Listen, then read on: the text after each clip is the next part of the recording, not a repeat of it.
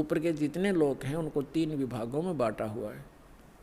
तो उनके सबसे ऊपर के लोक में बैठा हो परमात्मा, और वहाँ से अब आगे दिखाते हैं, बिजली जैसी गति से आता है, जैसे बिजली 1 सेकंड में पहुँच जाती है, और अच्छी आत्माओं को मिलता है और वो वहाँ ऊपर रहता है।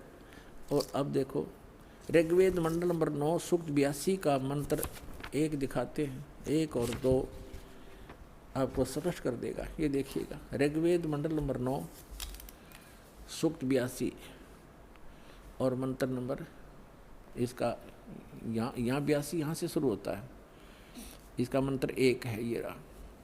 इसमें है कि वो अमर परमात्मा, सोम माने सर्वोत्पादक प्रभु, सबकी उत्पत्ति करने वाला परमात्मा, प्रकाश रूप सद्गुणों की वृष्टि करने वाला, पापों का हरण करने वाला।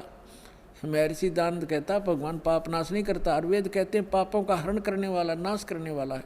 राजेव, राजा के समान, राजेव। ये देखना, हम 269 पृष्ठ पर पढ़ रहे हैं, नहीं तो नो कहेंगे दूसरा पृष्ठ बदल गया होगा। अब 270 पे दिखाते हैं आप, ये 270। राजा के, तो उधर पढ़ दिया समान, राजा के समान दर्शनीय है, दसम देखण योगा है, राजा के समान है देखने में। पृथ्वी आदि लोक लोकांतरों के चारों ओर शब्दमान हो रहा है। वह है वर्णीय पुरुष को, अच्छे आत्मा, अच्छे भगत को, अच्छे व्यक्ति को, जो दृढ़ भक्त है, जो दृढ़ भक्त है, जो पक्के भक्त है, उनको पवित्र करता हुआ प्राप्त होता है, उनको मिलता है। जिस प्रकार विद्युत आकाशीय बिजली स्नेह वाले स्थानों को आधार बनाकर प्राप्त होता है, जैसे पहले वर्षा के दिनों में हमारे घरों में एक कांसी धातु होती थी, कांसी, उसके थाली बेले गिलास कटोरे हुआ करते थे। और हमारी दादी जी कहा करती थी हमारी माताओं से, चाची ताइयों से, कि बाहर जो थाली रखी होती, बेले रखे होते कांसी के, कहा करती इनको अंदर रखो, क्योंकि कांसी की धातु पर, थाली पर बिजली गिर जाती है आकाश की, क्योंकि उसका अट्रैक्शन होता है। तो यहाँ यही कहा है, वेद बता रहे हैं कि वो परमात्मा अपने उन पुण्य आत्माओं को ऐसे आधार बनाकर प्राप्त होता है, उसका अट्रैक्शन होता है उन अच्छी आत्माओं, दृढ़ भक्तों में। जिस प्रकार आकाशीय बिजली धातु विशेष पर अट्रैक्ट होकर उसी पर आधार बनाकर आती है। बता के कसर छोड़ दी, क्या कमी छोड़ दी वेद ने बताने में। अब आगे देखो, ऋग्वेद मंडल नंबर 9 सूक्त 82 का मंत्र नंबर 1 आपने पढ़ लिया। अब दो में क्या बताया है, किस लिए आता है वो। हे परमात्मन, उपदेश करने की इच्छा से आप, ओहो, यानी ज्ञान देने के लिए, यथार्थ ज्ञान देने की इच्छा से आप महापुरुषों को प्राप्त होते हैं। हो गया स्पष्ट कि जैसे आकाशीय बिजली आती है, गतिशील होकर के यहाँ आते हैं। और देखो ऋग्वेद मंडल नंबर 9 सूक्त 82 का मंत्र नंबर 3 में क्या कहा है, पवित्र यज्ञों में रक्षा से आप प्राप्त होते हैं। पृथ्वी आदि लोकांतरों में गति करते हुए, सर्वव्यापक नहीं, आप है, गति करते हुए, ये गलत लिखा है, इन अपनी सोच थोड़ी अड़ाई है। आप माने आप स्वयं गतिशील होकर विराजमान होते हैं।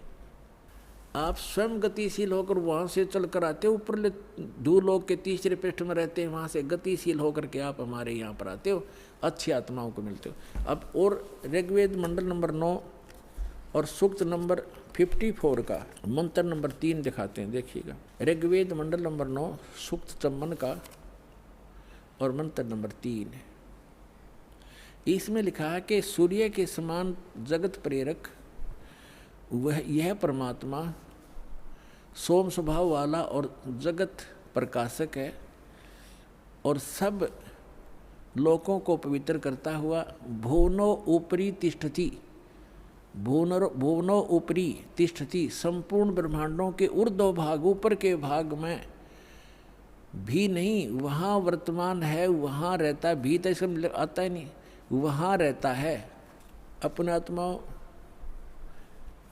ऋग्वेद मंडल नंबर 9 सूक्त 20 और मंत्र नंबर 1 में क्या बताया है, ऋग्वेद मंडल नंबर 9 सूक्त 20 मंत्र 1 में, यो 20 मंत्र 1 में, वह परमात्मा, यहाँ लिखना कबीर देव, ये कवि नहीं, ये कबीर देव, ये ऊपर लिखा कबीर देव, इस रे को इन्होंने यहाँ कबीर लिखना था, कबीर देव, वो कबीर परमेश्वर मेधावी, यहाँ लिखना था कबीर परमेश्वर है, वह परमात्मा कबीर देव है, कबीर परमात्मा वह कबीर देव है जो सबका रक्षक है, विद्वानों की तृप्ति के लिए ज्ञान को देता है। विद्वान यानी वही आकर के वो ऐसा ज्ञान देता जिससे बुद्धिमान लोग तृप्त होते हैं, संतुष्ट होते हैं, और सहनशील है, संपूर्ण दुष्टों को संग्रामों में यानी ज्ञान के युद्ध में तिरस्कृत करता है, सबको पराजित कर देता है अपने तत्व ज्ञान से। अब आज इतना ही इन सदग्रंथों से हमने लेना था। अब दास सुनाएगा। आज का जो सत्संग सुनाना चाह रहा था दास, अब शुरू कर रहा हूँ उसको, लेकिन समय थोड़ा है इसलिए संक्षिप्त में बताऊंगा।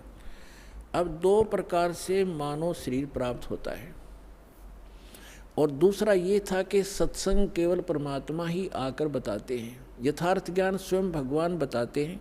तो वो परमात्मा 600 वर्ष पहले आए थे, उन्होंने यथार्थ ज्ञान दिया, और वो अच्छी आत्माओं को मिलते हैं और उनको फिर यथार्थ ज्ञान से परिचित कराते हैं। उसके लिए परमेश्वर ने स्वयं कहा है, चारों युग में मेरे संत पुकारे, कूक कहा हम हेल रे, हीरे माणक मोती बरसे, ये जग चुगता ढेल रे। चारों युग में मेरे संतों ने आवाज लगा लगा कर, हेला दे कर, आवाज ऊंचे स्वर में गूंज गूंज कर बोला है, और हमने भी चारों युग में मेरे संत पुकारे, मेरे संत जो मुझसे परिचित हुए, और कूक कहा हम हेल रे, हमने सब जगह आवाज़ लगा लगा कर ढोल के डंके पर कहा कि तुम साधना गलत कर रहे हो, तुम अपने ग्रंथों से परिचित नहीं हो बच्चों, हम जो ज्ञान दे रहे हैं ये मोक्षदायक है, तुम्हारा पाप नाश करेगा, तुम्हें सुख देगा। तो जो यथार्थ भक्ति मार्ग रूपी हीरे मोती लाल वो तुमने स्वीकार नहीं किए, और आन उपासना शास्त्र विधि त्याग कर मनमानी पूजा करके वो कंकर पत्थर इकट्ठे कर लिए जो जिनकी कोई कीमत आगे नहीं मिलनी आपको।